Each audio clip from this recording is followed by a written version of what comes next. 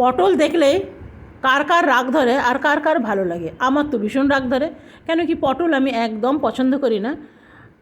তবে এই রকম করে করলে কিছুটা ভালো লাগে।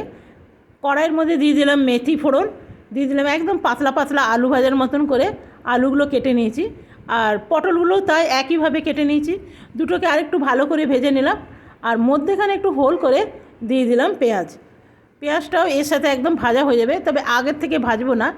দিয়ে দিলাম একটু ঝাল লঙ্কা, আর দিয়ে দিলাম অল্প সামান্য গরম মশলা, দিব হিং, ব্যাস আর কিছু দেবো না। দিয়ে এটা ভালো করে নেড়ে চেড়ে নিতে হবে, তবে এর মধ্যে কোনো রকম জল দেওয়া যাবে না, ঢেকে রান্না করে নেব।